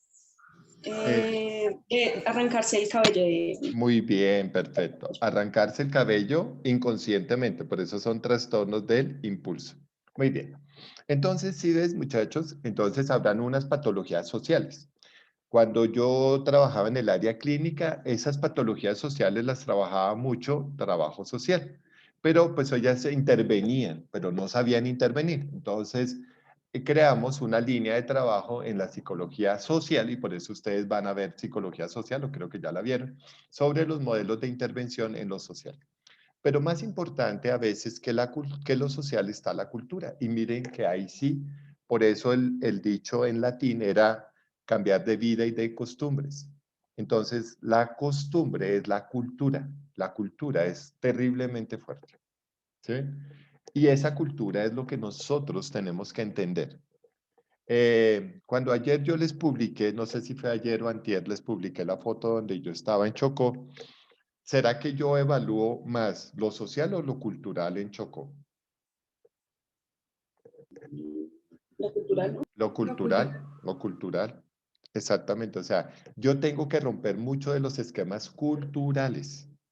Por ejemplo, ayer tenía un paciente de 14 años, un trastorno de conducta muy fuerte, y la señora decía, es que mi niño, y mi niño, y mi niño, y mi niño, y el chino un gamín. Y yo le dije, señora, ¿cuántos años tiene su hijo? 14. ¿Cuántos años pensaría yo que tiene cuando usted me dice mi niño? Me dice como 7. Ah, pero tiene 14 y no tiene 7. Entonces, en ese elemento de confronto yo le decía, mire, si usted sigue pensándolo a él como un niño, él va a hacer lo que se le antoja. Pero en el momento en que usted reconfigure la idea de que es un joven de 14 años y está en quinto de primaria, eso sí, ya cambia la configuración de la persona. ¿Entienden? Entonces, la intervención no era para el chino, era para la mamá. Para decirle, pare ahí, pare de sufrir, oración fuerte al Espíritu Santo. Por favor, conceptualice que su hijo ya tiene 14 años. En la medida que yo conceptualizo que mi hijo tiene 14 años, mi configuración psíquica cambia y yo puedo intervenir. ¿Se me entiende? Pero si ella sigue viéndolo como un niño, imagínense que lo dejé en el servicio. Nosotros tenemos una unidad donde yo los dejo y los pongo a hacer cosas. A veces a que barran. Si vieron todo ese montón de piedra que hay, entonces a veces que barran las piedras. Así de sencillas. Entonces me dijo, ay, pero pobrecito mi hijo. Y entonces le voy y le traigo comida y yo, sí ve, ahí está el problema. No, no le puede traer nada. Ni va a tomar agua, ni va a traer, no, nada. Ay, pero pobrecito. Entonces le decía, ¿sabe qué, señora? Si usted no lo trajo a la unidad de trastorno de conducta porque ya no se lo aguanta, entonces deje que intervengamos. Cuando ella me dijo, es que pobrecito, le dije, ¿sabe qué? Coja su chino y váyase. Eso fue el viernes. Llegó el sábado y me dijo, oye, está insoportable. Y yo, bueno, vamos a volver a empezar. Y no, hasta que ayer me dijo, no, ¿sabe qué, profe? Yo ya creo que no lo voy a volver a traer porque no le está sirviendo de nada, pero es que ella misma no deja que sirva, ¿comprende? O sea, ella misma en su configuración mental, cultural, no quiere cambiar. Entonces, pues obviamente no podemos hacer nada. Hasta ahí me entienden un poco lo que estamos hablando. Luego vemos unos elementos valorativos. Los elementos valorativos también determinan algunos elementos de intervención. Yo no soy el mismo atendiendo el mismo caso en la misma parte, en las mismas, con otras condiciones. Es decir, vamos a hacer lo siguiente. Tuve una paciente, tengo varias pacientes. Digamos, yo tengo varias pacientes con Alzheimer. Pero una paciente tiene todo el apoyo valorativo de su familia. Es impresionante. Yo amo esa familia. La apoyan incondicionalmente, tú la vieras, la tienen súper bien. Y tengo otra paciente que su familia ni siquiera la llama. Nadie está pendiente. Desde el elemento valorativo, yo trabajo diferente con ambos pacientes. Con una paciente, la paciente que no tiene apoyo de red social, yo la llamo muy frecuentemente, yo estoy pendiente, hablo con el hijo, que es el único que la ve, tiene 5 hermanos, pero ninguno le ayuda y apoyo a eso. Entonces mucha gente dice, ay, tiene una transferencia con ese paciente. Sí, claro. Porque si yo no estuviera tan pendiente de mi paciente que no tiene red social, pues no sería valorativo. No sé si me comprenden. No podría entender el elemento del valor. Yo juzgo el valor y así intervengo. No significa que no le ayude a ambas familias, pero a una familia le ayudo más que a la otra. Por ejemplo, le cobro más barato. Ustedes parecen decir, ay, pero eso es tonto. No. Hay familias que yo atiendo sin cobrar un peso. Pero a mis amigos de España les cobro en euros. No sé si me entienden. Parece tonto, pero porque ellos tienen los recursos y tienen para pagar mi conocimiento, la otra familia no. Entonces yo, digamos, desde mi elemento valorativo, juzgo cómo ayudo o no ayudo. ¿Sí me entienden? ¿Cómo ayudo o no ayudo? Entonces, no es que no los ayude o no intervenga en ambos casos, sino que en un caso trabajo más fuerte que en el otro. ¿Comprenden un poco? Y eso no significa tener falta de ética, no. Ayudo, pero a una familia ayudo un poco más o trabajo más fuerte con esa familia. ¿Por qué? Porque no tiene unas condiciones adecuadas. Eso es para mí los elementos valorativos. Muchos profesionales dicen, no, es que solo me pagaron 40 minutos y los tengo. O sea, yo tengo compañeros que dicen es que mi tiempo es valioso y solo atiendo 40 minutos. Pero si yo estoy en Chocó, no sé si me comprenden, estoy en Chocó y me llega un caso a las 9 de la noche, muy serio, y mi jefe me dice, Orlando, él no estaba programado y no tienen la consulta, no tienen, sería falto de mis elementos valorativos no entrar a intervenir. ¿Comprenden eso? Entonces, por favor, deben entender el elemento valorativo. ¿Usted cómo es en ese elemento? Yo soy muy responsable. Bueno, ustedes casi que nunca han visto una irresponsabilidad de Orlando. Trato de estar a las 8, termino a las 10, trato de enseñarle lo que más pueda. Pues sí. Pero sería para mí un elemento no valorativo decir, ay, no, es que a mí la universidad me paga poquito. Es su problema, Orlando. Usted aceptó que le pagara. ¿Comprenden eso? Y yo doy lo mejor. Punto. Es mi problema. Entonces, muchachos, uno en la intervención debe tener el elemento valorativo totalmente claro, pero así, wow, súper claro. Y por favor, no sean materialistas en el sentido, sí, yo necesito comer y yo tengo mi familia, etc. Pero tampoco uno tiene que estar tan legalista, pegado a la ley, ¿sí? Hay pacientes que se me llevan a mí 2 horas. Ya, punto. Lo hice y para mí fue importante. ¿Se me comprende? Entonces, esos son los elementos en la intervención que yo quiero que ustedes manejen. Esos elementos valorativos. Muy bien. Luego viene un elemento ético. Listo. ¿Alguien recuerda desde Sócrates qué él entendía por la ética? ¿Qué diferencia había entre ética y moral? Yo alguna vez se las expliqué. A ver, Juan Pablo Sí, señor. Duque. Listo. Dime la diferencia entre moral y ética para Sócrates. Que es hacer lo que se tiene que hacer y hacerlo bien. Muy bien, Valerie. Le había preguntado a Juan Pablo Duque, pero bueno. Entonces, lo ético es hacer lo que hay que hacer y hacerlo bien. Punto. Y yo necesito que ustedes en los elementos éticos tengan muy claro eso. Hay que hacer lo que se tiene que hacer y hacerlo bien. Si ustedes son éticos, van a tener unos rapores impresionantes. O sea, mira, hay momentos, y me pasó con un curso. Los chicos míos que están en tercero, empezaron en marzo y preciso les tocó la pandemia y les tocó virtualidad venteada. Entonces yo los tuve en primerito con introducción a la psicología y traté de motivarlos a un grado tenaz, o sea, listo, sufrieron mucho, estoy de acuerdo, pero les enseñé todo. Y lo ético, pues primaba y yo tengo que hacer lo que tengo que hacer y hacerlo bien.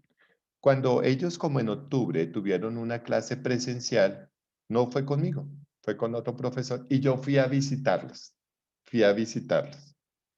Y me pasó algo súper, bueno, me pasó algo, y es que yo entré al salón y dije, mucho gusto, mi nombre es Orlando Páez, y todo el mundo se paró y me dio la mano.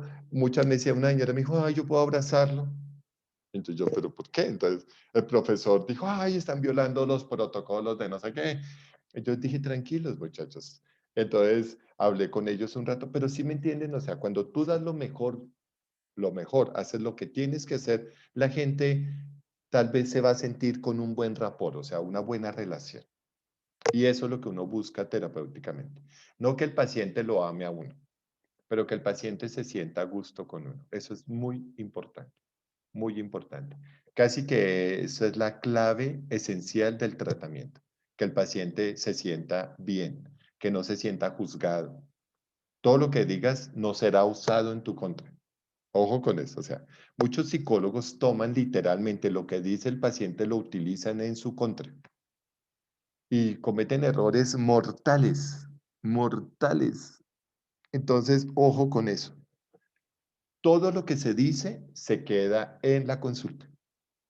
Nada sale de la consulta. ¿Mm? Inclusive, en muchos casos, cuando yo hablo de un paciente, yo ni digo el nombre ni dónde está. Yo he estado en muchas ciudades, nadie sabe en qué es. Bueno, por ejemplo, en Chocó sí, pero nadie sabe cómo se llama, nadie, nunca lo van a ver. Y yo lo estoy haciendo en forma pedagógica, o sea, para que ustedes aprendan. Pero nosotros tenemos cuidado de que aquello que se dice en la consulta se queda en la consulta. ¿Sí? Y se interpreta dentro de la consulta. ¿Sí? Hay, por ejemplo, yo les voy a enseñar muchas técnicas. Hay una técnica que yo utilizo y es que yo pongo tareas. Y eso se utiliza mucho. Yo pongo la tarea, pero la tarea, mucha gente me dice, profe, yo no la quiero hacer en un diario porque mi esposo me revisa el diario. Listo. Entonces lo que vas a hacer es hacer la tarea en una forma que tú puedas, que nadie tenga acceso a eso. ¿Sí me comprende? ¿Por qué? Porque es que el paciente también tiene que tener unos elementos de privacidad y unos elementos como de confianza con su profesional terapeuta. Entonces, eso ayuda a tener un buen rapport y a una buena adherencia al tratamiento. Eso es lo que se buscaría. La actitud genera un buen rapport y una buena adherencia al tratamiento, que significa pegarse al tratamiento. Bueno, desde lo ético quiero, no sé si yo les conté el cuento de Sócrates sobre la ética y la moral, que fue un poco la pregunta que hice. Vamos a ver, bueno, si no lo recuerdan, me dicen, profe, no me acuerdo del cuento para ver qué diferencia hay entre moral y ética. Porque es que el terapeuta se vuelve más moralista que ético, ¿sí? Se vuelve muy moral, ¿sí? Y eso me pasa, por ejemplo, en las comisarías de familia. Los psicólogos de comisaría de familia son moralistas, no son éticos. ¿Sí ven? Son moralistas, no éticos. ¿Sí recuerdan el cuento o no? ¿O se los cuento? Les cuento el cuento que contó Sócrates, listo. Ponle cuidado. A ver si ustedes son mis discípulos, yo soy Sócrates, humildemente. Entonces, Una vez viene un amigo mío que quiero muchísimo y se va a ir a la guerra. Él me deja las mejores armas, las armas que él más aprecia bajo mi custodia. Y me solicita que cuando regrese de la guerra yo se las devuelva. Pasan los años y cuando llega mi amigo llega trastornado. Y llega a mi casa solicitando las armas. ¿Qué debo hacer? Es una pregunta retórica. ¿Qué debo hacer como Sócrates? A ver, ¿qué se les ocurre? A ver, bueno, preguntémosle a Margarita. Margarita, ¿qué harías tú? Disculpa, profesora, que tú me podrías repetir los síntomas. Es que no te escucho bien. No son los síntomas, son el cuento. Entonces, Bueno, profe, sí, bueno, por favor. un amigo de Sócrates, o sea, un amigo mío, va a ir a la guerra y me deja sus mejores armas. Y me pide que cuando él regrese de la guerra, yo le entregue las armas. Él llega unos años después totalmente trastornado por la guerra y me solicita que yo devuelva las armas. ¿Qué debo hacer? Profe, pues yo pienso que no sería correcto entregarle las armas, Muy bien, porque ¿por pues qué? esa persona llegó con problemas de trastorno por el post-guerra, Listo. digamos. Muy bien. Entonces no debo entregarle las armas. Eso es lo ético. ¿Sí ven? Eso es lo ético. Pero ¿qué me diría lo moral? Que son de él, entonces por ende debería dárselas. Que le pertenecen. Claro, entonces como le pertenecen, yo no puedo retenerlas. Entonces, ¿sí entienden, muchachos, la diferencia entre moral y ética? Lo moral diría, tú no puedes tacharte de ladrón. Debes devolver las armas. ¿Sí ven? Porque no te pertenecen. Lo moral diría, no puedes robar. ¿Comprenden eso? Lo moral diría, no puedes robar. Pero lo ético, como Margarita sabiamente lo contestó, entonces lo moral diría, entrégalas, lo ético no la entregues. Termina la expresión, Margarita, ¿por qué no debo entregarle las armas desde lo ético? Profe, porque el paciente, bueno, tu compañero, tu amigo, llegó con un problema de trastorno por la guerra, entonces Ajá. pues no sería lo ideal, porque pues puede ocasionar que él reaccione o haga algo con esas armas. Perfecto. Entonces Sócrates dice, en lo ético, yo no devuelvo las armas porque él con esas armas se puede lastimar o lastimaría a otro. Por lo tanto, yo no puedo buscar que mi amigo se afecte a sí mismo o afecte a otros. Eso es lo ético. Muy bien. Entonces el alumno, Margarita me dice, pero profe, ¿qué hacer con las armas? ¿Sí o no? ¿Qué hacer con las armas? No se las entregamos. Entonces, ¿quién cree qué creen que Sócrates respondería? A ver, ¿quién se le ocurre? Listo, Margarita me cuestiona, me dice, pero profe, listo, no le vas a entregar las armas, pero tampoco te puedes quedar con ellas. ¿Qué creen que debo responder? A ver, Karen Contreras, ¿qué crees que debo hacer? No me pertenecen, sí queda claro eso, las armas no me pertenecen, pero no se las voy a devolver porque sería antiético. ¿Qué haría entonces, Karen? Profe, pues esperar un momento adecuado en el que pues ya haya tenido un tratamiento adecuado y que esté mentalmente en homeostasis para ahí sí devolvérsela. Perfecto, wow, muy bien. Pero el paciente no mejora. ¿Cuál crees, Karen, que sería la siguiente opción? Mi paciente no mejora, bueno, mi amigo no mejora. Sigo con el problema de que no son mías las armas. Mi amigo no mejora, no llega a ese nuevo equilibrio. ¿Qué hago? Uy, profe, no sé, ahí sí me puso a pensar más. Bueno, wow, chévere, por lo menos estás pensando. ¿Quién se le ocurre qué haría? Yo, profe, Dime, yo Juan. las armas no me quedaría con ellas porque moralmente pues no son mías, entonces yo las entregaría en este caso a un ente superior encargado, puede ser el Estado si fuera un buen Estado, donde ellos regulen eso y como también el Estado en ese caso, o la EPS, está tratando a él, lo está tratando, o su psicólogo, o su psiquiatra, él tomar la decisión en qué momento entregarlas, porque no Listo, estaría yo muy en la bien. capacidad. Perfecto. ¿Buscarías a alguien regulador de eso? Muy bien. Mira lo interesante, Juan y todos. Pasó con los procesos de desmovilización. En los procesos de desmovilización, las armas entregadas no podrían ser ni vendidas ni utilizadas. ¿Sí me comprenden? Entonces les voy a mostrar algo que denota lo ético en la intervención. Me disculpan, ahí sí amo este sistema porque puedo mostrarles cosas.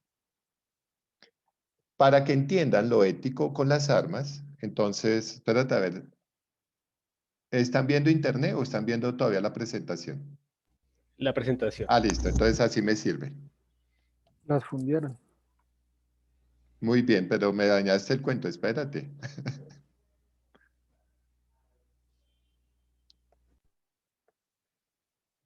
Mira lo que hizo alguien para entender lo ético, para entender totalmente lo ético.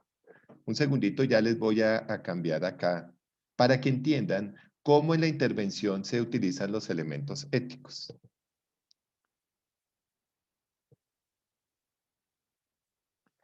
Listo. No me acordaba del nombre, por eso, mira lo que hicieron con una escopeta. ¿Qué hicieron? ¿Sí la están viendo? Sí. Sí, ¿Qué ahí estamos hicieron viendo. con un arma? ¿Una qué? Una escopetarra. Exacto, muy bien. Escopetarra, algo así se llama. Entonces mira lo interesante, o sea, no podían coger las armas para utilizarse como armas, pero tampoco podían fundirlas y ya. Entonces a alguien se le ocurrió cambiarle el concepto. Y eso es una terapia, muchachos. Bienvenidos al mundo de la intervención. Yo podría coger algo de mi paciente y convertirlo en otra cosa. ¿Comprende? O sea, convertir su ira, hay una película que se llama algo de la ira, que la vamos a ver, es convertir su ira en una función social. Entonces, ¿qué estoy haciendo con mi paciente? Cambiando una idea por otra idea que le sirva. Eso en psicoanálisis se llama sublimación. No sé si sepan eso. Sublimación. Cambio la idea agresora por una idea. Le pasa a muchos pacientes, pero sí me están entendiendo un poco lo ético. O sea, cogía algo que servía para matar y ahora lo utilizo para cantar. Cambié totalmente la idea y perdió su esencia la escopeta. Literalmente sigue en nuestra mente como siendo una escopeta, pero bueno, es guitarra. Entonces mira cómo el rifle se convierte ahora en un instrumento musical. Cambió totalmente la idea. Eso es terapia. Eso es lo terapéutico, que yo le cambie la idea a mi paciente. Totalmente. Sin dejar de ser. No sé si me comprenden. Sin dejar de ser. O sea, tú eres violento, pero no te digo, ya, quítate la violencia, sino transforma esa violencia en algo productivo. Les voy a contar algo desde esa visión ética. Cuando yo trabajaba con chicos habitantes de calle, chicos contraventores, una vez un compañero recogió a un peladito, tenía 12 años, y iba a estar en nuestro servicio 2 semanas. Los defensores decían que teníamos que quitarle la actitud de calle.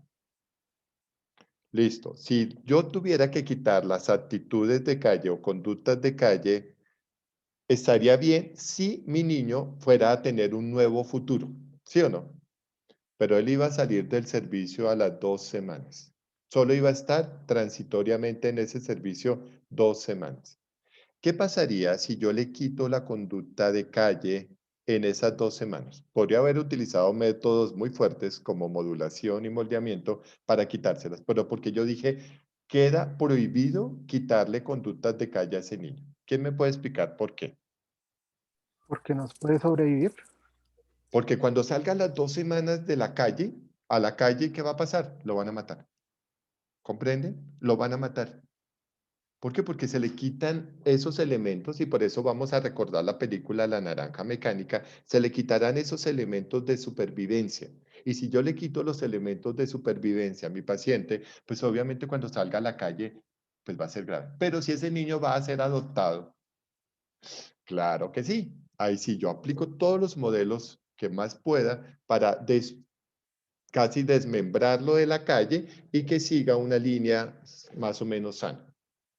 ¿Comprenden un poco lo que estoy diciendo? O sea, ustedes tienen que tener muy claro hacia dónde va su paciente. Por ejemplo, otro caso ético. A ver si me entienden. Imagínate que tengo un paciente oncológico. Busquemos una idea, una imagen oncológica. Paciente oncológico.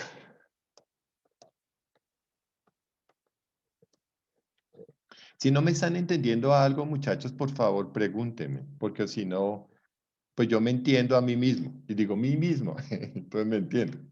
Pero si ustedes no me entienden algo, por ejemplo, este paciente, buscamos un paciente complicado, paciente oncológico crónico, busquemos, para explicar algo importante. Por ejemplo, esta paciente está muy deteriorada. ¿Sí la ven? Listo. Está en fase 4. Listo.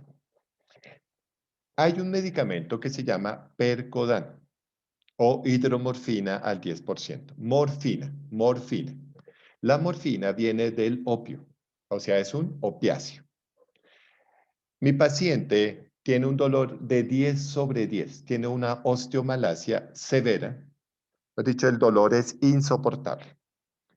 Y tengo que pensar en el analgésico de 4ª generación llamado Percodan o hidromorfina para opción de mi paciente. Es decir, le doy tramal más hidromorfina, mejor dicho, lo sobresaturo de analgésicos. La familia me manda un disciplinario porque la morfina viene del opiáceo. Y obviamente todo elemento opiáceo que genera adicción. ¿Se me entiende? Genera adicción. ¿Qué prima acá? El que mi paciente se me vuelva adicto o quitarle el dolor. Desde lo ético. Quitarle el dolor. Quitarle el dolor. Perfecto. Por ¿Sí la me calidad de vida. comprende? O sea, prima, quitarle el dolor.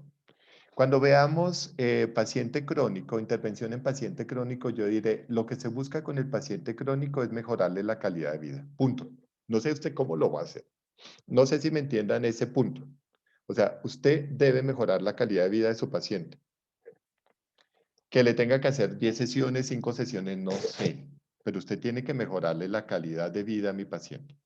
Cuando yo diga mejorarle la calidad de vida al paciente, el Percodan busca ¿qué?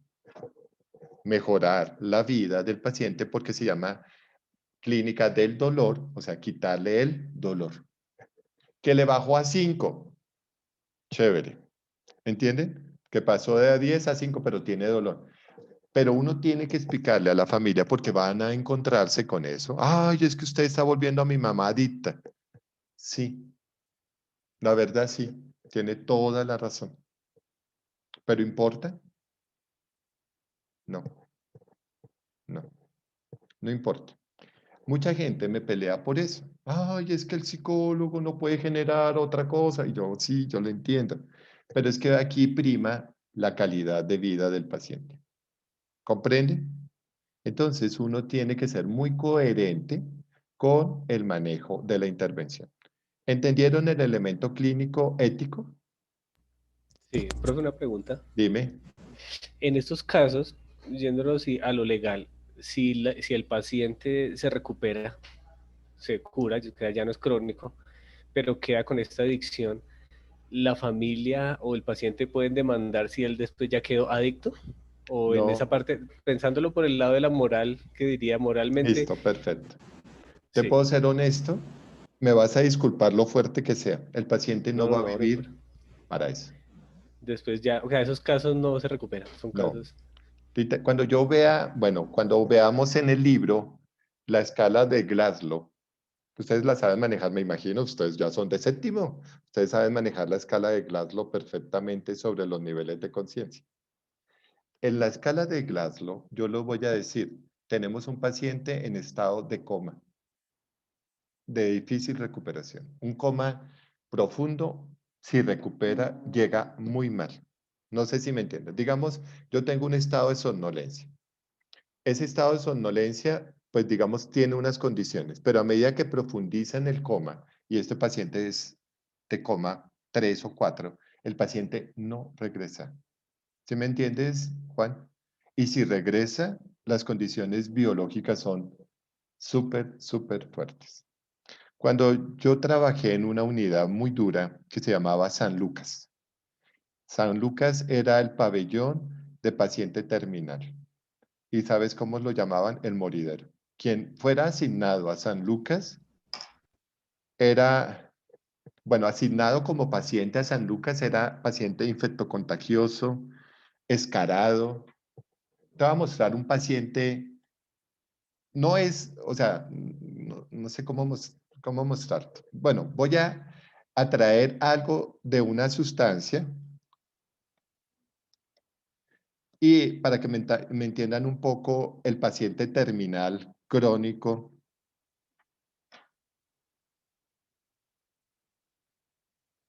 Mira, por ejemplo, estas escalas. Este es del famoso cocodrilo. Es una droga sintética y ocasiona este tipo de ulceraciones. Yo tuve que atender a este tipo de pacientes con todas estas ulceraciones, que son las famosas escalas. El paciente literalmente va a morir y el olor era insoportable. O sea que cuando a mí me tocó San Lucas, digamos, uno dice, no, que Dios se acuerde de ellos. O sea, discúlpenme que yo sea como tal. O sea, eso no es fácil. O sea, atender cirugía plástica, cuando les toque cirugía plástica de este tipo de escara ulcerosa y maloliente y todo eso, uno dice, uy, no, señor. O sea, creo en Dios, pero uno casi que suplicaría, y muchos pacientes suplica dejar de vivir. Por eso la eutanasia en ciertos países es legal. En Colombia es un delito.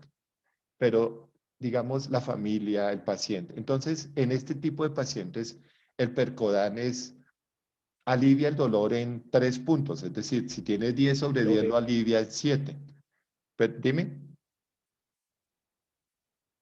Entonces, este paciente no va a sobrevivir. Me quedé congelado. ¿Aló, me escuchan? Creo que me quedé congelado. O ustedes se quedaron Sí, congelados. profe, ahora sí. Listo. Entonces, ¿sí me entienden, muchachos? O sea que yo utilicé ese analgésico tan fuerte para mi paciente es porque ya el paciente, Juan, no va a sobrevivir. ¿Sí me entiendes? O sea, con este tipo de lesiones uno diría, no. O por ejemplo en una No importa amputación. ya el resto. Sí, sí, o sea, y parece tonto, ¿sí o sea, parece, uy, es que ese Orlando les enseña a ser amorales. Cuando ustedes vivan esto, muchachos, en carne viva, uy, o en carne propia, ustedes van a decir, no, Orlando con razón es tan sarcástico, ¿sí? Y tan duro, porque es que uno tiene que volverse muy duro en estos casos. No significa que volverse duro sea insensible, ¿sí? Insensible. Una vez, bueno, yo voy a ser muy docente en esta clase, o sea, no sé cómo más enseñarles. Un día me tocó la unidad de tanatología de Fundación EUDES, paciente VIH positivo, paciente SIDA, paciente terminal. Y les voy a mostrar una foto de un paciente terminal SIDA, para que ustedes me entiendan un montón de cosas. Y eso que no me he alejado de lo ético.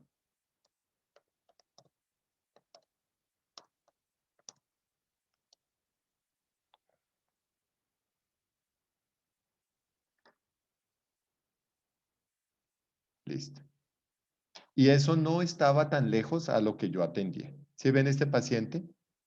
Este paciente está ya en fase terminal, paciente VIH.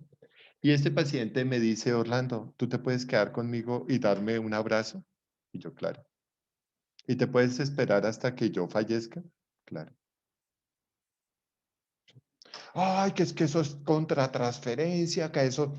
No, cuando enseñemos temas de duelo y tanatología, la intervención a veces es solo tomar de la mano al paciente.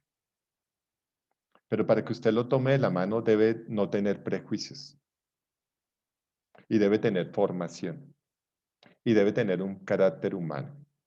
¿No? No sé si me entiendan lo tonto del ejemplo. ¿Sí? Lo tonto del ejemplo. Entonces, por eso es que me molestan los psicólogos. Ay, es que eso no se puede tocar al paciente. Mira, yo a la señora que me encanta y que no tiene recursos, yo la abrazo, le tomo la mano, ella me coge de gancho. Y eso es terapéutico. ¿Sí me entienden? A otros pacientes no. Por ejemplo, les voy a contar un detalle. Yo tengo pacientes en España, Alemania, Suiza, bueno, en varios lugares. Y a una paciente, listo, la verdad, alemán, no, española. Le dije, ay, su merced, se me pasó. Así, se me pasó. Sí, así como cuando uno dice, sí, qué pena, se me pasó. No me habló por 2 semanas. Llamó a la persona que me recomendó y me dijo, no vuelvo a hablar con el doctor Páez. Y yo, pues ella me llama, la persona que me recomendó me dice, Orlandito, ¿qué pasó? Y yo, pues hermanito, a mí se me pasó. Y le dije textualmente, su merced, se me pasó.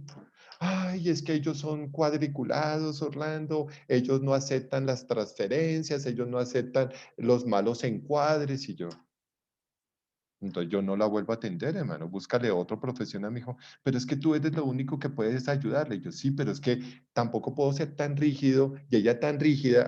Y así le dije, ¿sabes cuál es el problema de esa señora? Que es una remamona. Y él fue y le dijo, es que el doctor Páez dijo que usted era remamona. Y me llama la señora toda ofendida. Y yo le dije, ay, ¿sabe qué es su merced? Sí, perfecto. Le pido disculpas porque utilicé una palabra de que se me pasó, es una palabra que o sea, que indica que sí, se me pasó los 5 minutos y no me acordé. Pero sí, definitivamente, señora, yo no la atiendo. Usted es re mamona. Súper cuadriculada. Por eso es que tiene tantas enfermedades. Y empecé a pegarle una vaciada catártica, o sea, como una catarsis, pero de Orlando hacia ella, no de ella hacia mí, sino yo le dejé caer todo el discurso. A los 2 días me llama y me dice, doctor, ya pensé todo lo que usted me dijo. Mire lo interesante. Pensé en todo lo que usted me dijo. Y sí, definitivamente soy cansona con mi familia, con mi esposo. Y a partir de ese momento se volvió mi mejor paciente. ¿Por qué? Porque se generó un encuadre. Todo el mundo piensa que es que el psicólogo debe encuadrar perfectamente, que siempre debe estar bien puestecito, que a uno se le puede soltar la piedra y punto. ¿Comprenden eso?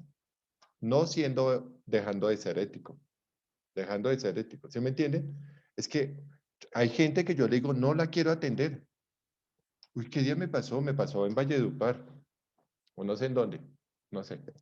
Llegó una persona y empezó a gritar a mi auxiliar. Y yo, ¿y este qué le pasa? Entonces yo salí, señor, ¿qué le pasa? Ay, es que yo ya tengo cita con ese señor. Y le dije, ¿cuál señor? Dijo, no, el doctor Páez. Y llevo 5 minutos. Y dice, y sabe que el doctor Páez no lo quiere atender. Y me hacen favor y le cancelan, le devuelven la plata de su consulta, porque no se me antoja. Y me dice mi jefe, pero Orlandito, ¿por qué? Y yo, porque no quiero. Y nada me puede obligar. Ay, es que nos puede meter una demanda y yo, pues que la coloque. Yo digo que fue por agresión a mi personal que no lo atendí. Yo soy temperamental, yo soy muy temperamental. Pero en los servicios también usted puede entender eso. O sea, si maltrata a mi personal, pues yo, ¿por qué tengo que atenderlo? Parece como antiético. No. Miren, las mejores intervenciones son cuando tú eres claro y concreto. Vamos a aprender eso. Cuando usted es claro y concreto con su paciente y dice, esto es lo que usted necesita y eso es lo que vamos a hacer. Cuando yo soy súper claro y concreto con mi paciente, son los mejores resultados. O sea, pero cuando empiezo, no, a ver, venga, señor. Ay, como esa actitud conciliadora, ay, no, por favor, no, no haga nada. Ay, ¿qué tal? Él ya ganó. Hay un elemento fundamental que se llama ganancia secundaria. ¿Se me entiende? Toda persona quiere una ganancia secundaria. Hemos hablado de palabras, rapport, adherencia al tratamiento y ganancia secundaria. Miren, muchachos, que si usted permite que su paciente gane, pierde. No sé si me entiendan eso. Cuando él gana lo que quiere. El tipo fue a que insultó a mi personal y esperaba ganar que yo lo atendiera. La situación se complicó cuando mi jefe me dice, es que trae un niño. Ah, ya cambió la cosa. Entonces le dije al señor, ¿usted con quién viene? Y dijo, pues yo vengo con mi esposa. Y le dije, pues su esposa es la que va a entrar a consulta, usted no. Solucioné el problema. Y él me dijo, pero yo tengo todo el derecho. Yo no. A mí la ley me dice que el niño debe entrar con un adulto responsable. Y en este caso es la mamá. Ay, que yo quiero entrar. Y yo no. A mí la ley me dice que yo solo puedo atender a 2 personas. Digamos que esos elementos desafiantes puede uno utilizarlos cuando tiene cierto conocimiento. Muchos estudiantes se hubieran, no, sí que entre todo el mundo y entró 10 personas a la consulta. Esa es la verdad, digamos, esa es la ventaja cuando usted tiene mucha formación. Usted dice las cosas y las dice con conocimiento. ¿Sí me entiende? Si no las dice con conocimiento y titubea, perdió el año. ¿Sí me comprende? Si usted no las dice con conocimiento, perdió. Y de eso sí hay. Entonces hemos aprendido algunas cosas. El rapport, ese elemento de adherencia al tratamiento y la ganancia secundaria. Esos 3 elementos son fundamentales en la intervención. Bueno, habrán otros elementos que después yo voy a hablar. Pero sí deben ser muy claros. Y todo el equipo debe hablar el mismo lenguaje. Voy a abrir un pequeño paréntesis. Ay, ya se acabó la clase. Ay. Voy a abrir un pequeño paréntesis. Utilizo algo que se llama la Torre de Babel. Yo le llamé así, el síndrome de la Torre de Babel. En una unidad, para terminar la clase de hoy, en una unidad, nadie puede hablar un lenguaje diferente. En la Torre de Babel se confundieron las lenguas, no sé si se acuerdan, bueno, eso es un elemento bíblico.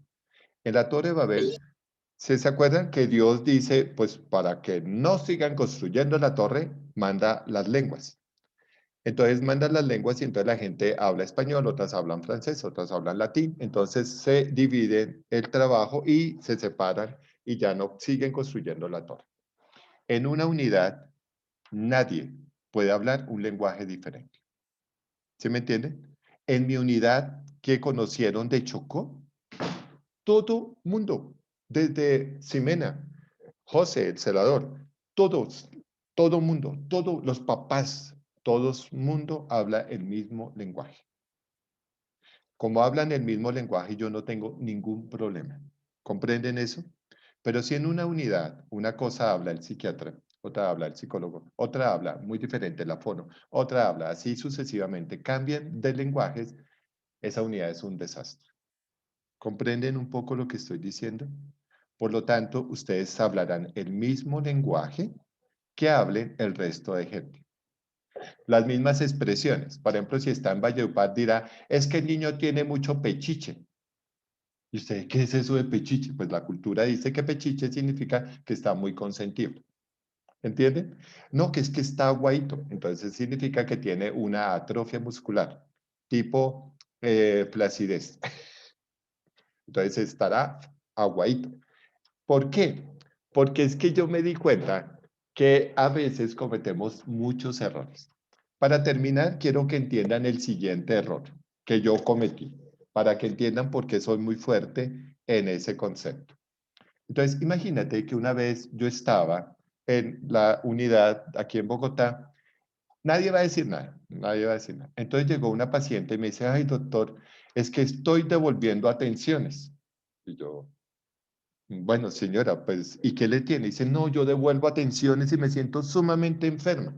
Y yo, pues, ¿será que donde va, a las casas que va, le cae algo pesado? Dice, no sé, doctor, pero yo todo el tiempo devuelvo atenciones. Y yo, pues, tiene una vida social como fuerte. Esa señora devuelve atenciones. Yo lo veía como que iba a una casa y luego iba a otra y visitaba a la vecina y me dice, no, doctor, sigo devolviendo atenciones. Y yo, ay, señora, ¿qué es devolver atenciones para usted? Dice, vomitar. Y yo, ahora sí entienden. Ella me estaba diciendo que tenía mucho vómito y me decía que devolvía atenciones. Yo no entendía y el error fue no decirle en el primer momento qué significa para usted devolver atención.